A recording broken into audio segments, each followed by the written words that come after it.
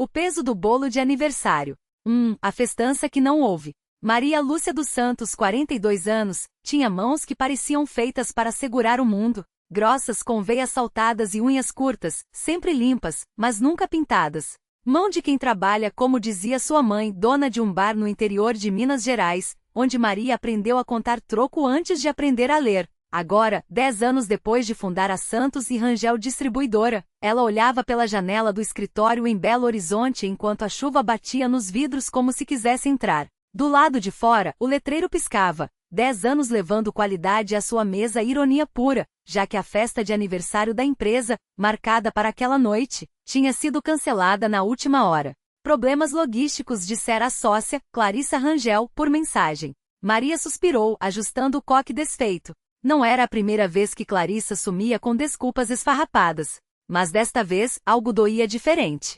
Como uma pedrinha no sapato que de repente vira uma faca. Ela abriu a gaveta da mesa e tirou um envelope amarelado. Dentro, a foto de ambas no dia da inauguração. Maria sorrindo com os dentes tortos que nunca teve coragem de arrumar, e Clarissa, loira impecável, segurando a placa da empresa como se fosse um Oscar. Para a melhor dupla do Brasil, escrevera no verso. Maria guardou a foto de volta com cuidado como se fosse uma prova de algo que já não existia mais. 2. O rastro dos números que não fechavam. O escritório cheirava a café queimado e papéis velhos. Maria passará a madrugada revisando os extratos bancários dos últimos 6 meses, algo que sempre deixava para Clarissa. Você é melhor com gente, eu cuido dos números, dizia ela. Mas os números mentiam. Transferências para uma empresa chamada LR Logística que Maria nunca tinha ouvido falar. Saques em espécie justificados como despesas de representação. E pior, 3 cheques assinados por ela que jurava não ter emitido. Como assim, Maria? Perguntou o gerente do banco ao telefone, com voz de quem já tinha visto aquele filme antes. A assinatura é idêntica. Você esqueceu?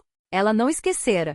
Alguém tinha forjado sua assinatura. Quando a porta do escritório se abriu, Maria se levantou tão rápido que a cadeira caiu. Clarissa entrou com um sorriso de comercial de pasta de dente, carregando 2 xícaras de café e um saquinho da padaria da esquina. Trouxe seu pão de queijo. Sei que você não come nada quando fica nervosa. Ela colocou o saquinho na mesa, como se nada estivesse acontecendo. Maria não tocou no café. Em vez disso, deslizou os extratos pela mesa, como um baralho podre. O que é isso, Clarissa? O sorriso de Clarissa não caiu. Apenas endureceu. Ah, Maria, você sempre foi dramática. Ela pegou os papéis, folheou com calma. Isso aqui é coisa do contador. Ele que cuida dessas burocracias chatas. LR Logística. O que é isso? Um silêncio. Clarissa suspirou, como se estivesse explicando algo para uma criança. Uma empresa que a gente usa para despesas, extras. Você sabe como é, Maria. Imposto, propina, essas coisas. Ela baixou a voz. Todo mundo faz. Eu não faço. A voz de Maria tremeu. E você forjou minha assinatura. Clarissa riu. Um riso curto, sem graça. Você assina tudo sem ler, Maria. Sempre assinou. Eu só agilizei as coisas. Você roubou. A palavra saiu como um soco. Clarissa não negou. Apenas encostou na mesa, cruzando os braços. Eu salvei esta empresa, Maria. Você acha que a gente ia aguentar a pandemia sem uns ajustes? Acha que os fornecedores iam esperar? Você vive no mundo da lua, minha amiga. O minha amiga soou como uma facada. E agora, o que você vai fazer? Denunciar? Destruir tudo o que a gente construiu? Maria olhou para as mãos. Aquelas mãos que seguravam o mundo. E pela primeira vez não soube o que fazer. 3. A noite em que o chão sumiu.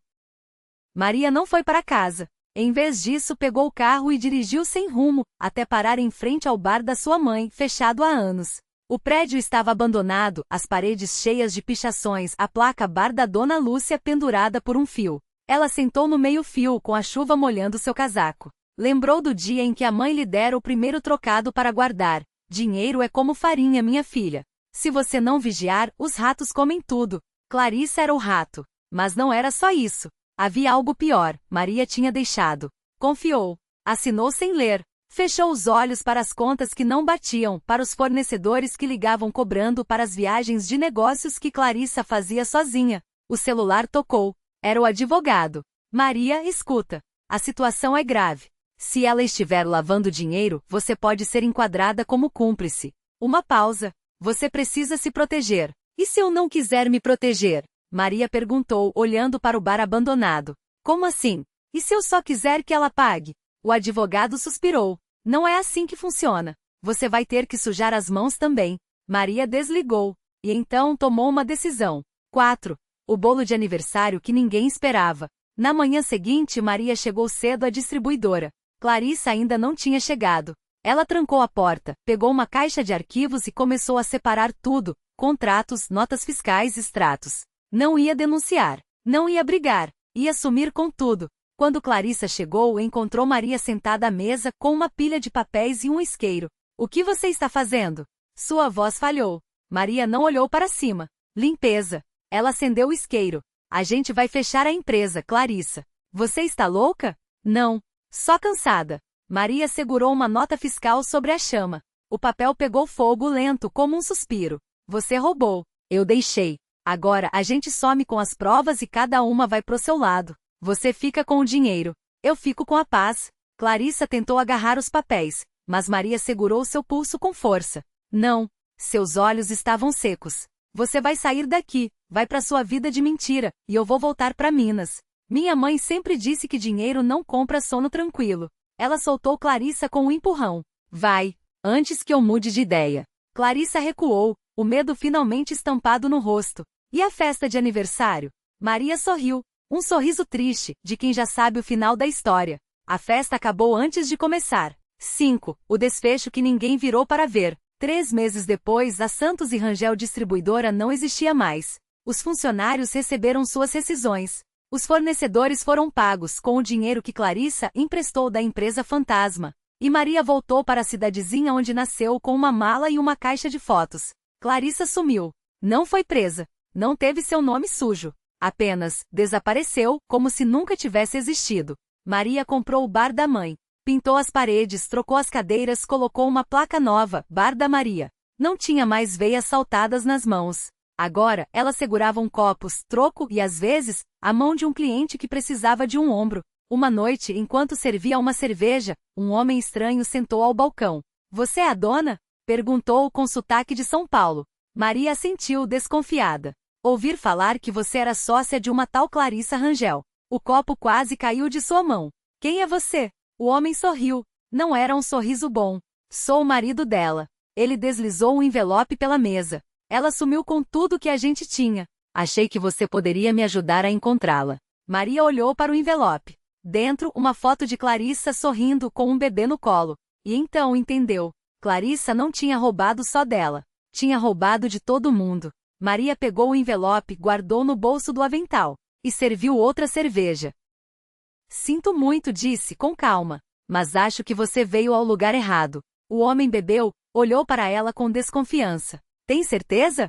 Maria sorriu. Desta vez, o sorriso era verdadeiro. Tenho. Porque algumas dívidas não se pagam com dinheiro. E algumas mentiras. Elas se enterravam. A noite em que o rio secou. O homem deixou a cerveja pela metade e se levantou, arrastando a cadeira como um aviso. Maria não piscou. Sabia reconhecer o tipo, aqueles que não desistiam até ver sangue ou verdade e às vezes as duas coisas. Se mudar de ideia, me procure, disse ele, jogando um cartão sobre a mesa. Vinícius. Advogado. Só isso. Nenhum endereço, nenhum telefone. Apenas um nome gravado em letras prateadas sobre papel preto, como se fosse um convite para um velório. Ela não pegou. Deixou o cartão lá, entre garrafas vazias e cinzas de cigarro, enquanto o homem saía com passos pesados, a porta batendo atrás dele como um tiro. Foi só quando o bar esvaziou, quando o último cliente, um velho que cheirava a naftalina e solidão, arrastou os pés para a rua, que Maria tirou o envelope do bolso. A foto tremia em suas mãos. Clarissa, com aquele sorriso que prometia ao mundo e entregava só cinzas. E o bebê? Deus, o bebê. Um menino, de olhos claros como os da mãe, envolvido em um cobertor azul desbotado. Filho da puta, sussurrou, mais para si mesma do que para as paredes descascadas do bar, porque agora tudo fazia sentido. Os cheques sem fundo, as joias que Clarissa vendia por necessidade, mas que na verdade nunca foram suas. Os homens que apareciam no bar perguntando por ela com olhares que não eram de amor, mas de caça. E o pior, Maria tinha sido cúmplice. Não por malícia, mas por uma estupidez que doía mais do que uma faca nas costas, a estupidez de acreditar que dessa vez seria diferente. Lá fora a chuva começou a cair, grossa e irritada, como se o céu também estivesse cansado de mentiras. Maria trancou a porta, apagou as luzes e subiu as escadas que levavam ao seu apartamento acima do bar. O lugar cheirava a café queimado e remédios vencidos. Ela acendeu um cigarro com as mãos ainda trêmulas e se sentou à mesa da cozinha, onde uma pilha de contas não pagas faziam companhia a uma garrafa de cachaça pela metade. Foi então que viu o bilhete. Estava preso na geladeira com um ímã de um motel barato em Goiânia. Letra miúda pressa, tinta borrada como se tivesse sido escrito com lágrimas. M, se você está lendo isso, é porque eu não voltei. Não me procure. Não pergunte. E pelo amor de Deus, não abra a caixa sob a cama. C. Maria ficou olhando para aquelas palavras como se fossem uma bomba. A caixa. A caixa. Ela sabia qual era. Havia meses, ou eram anos, que Clarissa guardava algo lá. Sempre que Maria perguntava, ela ria, dizia que era segredo de mulher, e mudava de assunto com um beijo na bochecha ou um copo de vinho roubado do estoque. Mas agora Maria sentia o peso daquilo como se a caixa fosse de chumbo. Respirou fundo, jogou o cigarro no cinzeiro e se ajoelhou ao lado da cama. Os tábuas do assoalho rangiam sob seus joelhos. Com dedos que não pareciam seus, puxou a caixa de madeira pequena com entalhes que lembrava algo artesanal, talvez um presente de algum amante esquecido. A tranca era de metal, enferrujada, mas cedeu com um estalo seco. Dentro não havia joias, nem dinheiro, nem cartas de amor. Havia dentes. 3 deles brancos e perfeitos, enrolados em um pano sujo de sangue seco. Ao lado, uma pulseira de prata com uma plaquinha, para sempre L. E por baixo de tudo, um papel amassado com uma lista de nomes. Nomes riscados. Nomes que Maria reconhecia. Rangel, o homem do bar. Vinícius, o advogado. Leandro, o dono da joalheria que tinha sumido há 2 meses. E outros. Outros que ela já tinha servido cerveja, que já tinham perguntado por Clarissa com voz rouca de ódio ou desejo. Porra, ela sussurrou, a boca seca. Algo batia na janela. Maria se levantou de um salto, a caixa caindo no chão, os dentes rolando como dados de um jogo macabro. A chuva batia forte, mas entre os pingos, ela viu algo do lado de fora. Uma silhueta magra, encharcada, os cabelos colados no rosto como teias de aranha. Clarissa? Chamou a voz quebrando. A figura não se mexeu. Só ficou lá olhando. Então, lentamente levantou a mão. E Maria viu que ela segurava. Um revólver. Pequeno, prateado, brilhando sob os relâmpagos como um convite. Ou uma ameaça. Você não deveria ter aberto a caixa, disse a voz, abafada pela chuva, mas claro o suficiente para gelar o sangue. Maria engoliu em seco. Sabia que deveria correr, gritar, fazer algo. Mas pelo jeito que Clarissa segurou a arma firme, como se fosse uma extensão de seu braço, ela entendeu que não havia mais escolhas. Só consequências. O que você fez? Perguntou, a garganta apertada. Clarissa sorriu. Desta vez, não era o sorriso da foto. Era algo afiado, faminto. O que precisei. E então o primeiro tiro ecoou pela noite. Mas não foi o que Maria esperava. O som não veio do revólver. Veio de trás dela. Maria girou no instante em que o vidro da janela da cozinha estilhaçou em 1000 pedaços, como cristais jogados contra o chão. Alguém, não Clarissa, havia atirado. A bala perfurou o ar a centímetros de seu rosto, cravando-se na parede com um baque surdo. Clarissa não se moveu. Não disparou. Apenas observou, os olhos brilhando com uma satisfação doentia, enquanto a chuva batia em seu rosto como se fosse uma bênção. Eles chegaram, murmurou como se estivesse falando para si mesma. Maria não teve tempo de perguntar quem. O barulho de botas esmagando vidro e madeira podre veio em seguida. Homens, ou o que restava deles, emergiram da escuridão, silhuetas deformadas pela luz trêmula do lampião que ainda balançava no vento. Não usavam uniformes nem máscaras. Suas roupas eram rasgadas, sujas de terra e algo mais escuro. E seus olhos, Deus, seus olhos, não piscavam. Você trouxe a caixa, disse um deles, a voz arrastada, como se as palavras fossem puxadas de um poço fundo. Boa garota. Maria recuou até esbarrar na mesa. A madeira rangia sob seu peso, ameaçando ceder. Clarissa, ainda imóvel, baixou o revólver devagar, como se já não fosse necessário. Eu não abri. Maria gritou, a voz quebrando. Foi ela. O homem, se é que ainda podia ser chamado assim, inclinou a cabeça. Um sorriso rasgou seu rosto, revelando dentes afiados demais para serem humanos. Todos nós abrimos, no fim. Clarissa riu. Um som agudo, quase infantil, que não combinava com a cena. Ela ainda não entende, Vitor. Ela acha que isso aqui é um castigo. Vitor. O nome ecoou na mente de Maria como um sino de igreja rachado. Ela o conhecia. Todos na cidade conheciam. O homem que havia desaparecido há 10 anos, depois que sua esposa e filha sumiram sem deixar rastros. O homem cuja casa ainda ficava no fim da rua, com as janelas pregadas e o quintal tomado por ervas daninhas. O homem que, segundo os boatos, havia voluntariamente entrado na floresta e nunca mais saído. Não é um castigo, Vitor disse, aproximando-se. Seu cheiro era de mofo e ferro. É uma troca. Maria olhou para a caixa sobre a mesa. A tampa, agora aberta, revelava um vazio que não era escuro. Era ausência. Como se algo tivesse sido sugado dali ou puxado para dentro. O que vocês trocaram? Ela sussurrou, embora já soubesse. Clarissa passou os dedos pela borda da caixa cariciosa. Tudo que não nos servia mais. Vitor estendeu a mão. Não para Maria. Para ela. Sua vez. E então Maria viu. Entre as sombras atrás de Vitor, algo se mexeu. Uma figura pequena de cabelos longos e emaranhados, vestindo um vestido branco, agora cinza de terra e sangue seco. Os olhos da menina eram 2 buracos negros, sem pupilas, sem vida. Mas quando ela sorriu, Maria reconheceu. Era a filha de Vitor.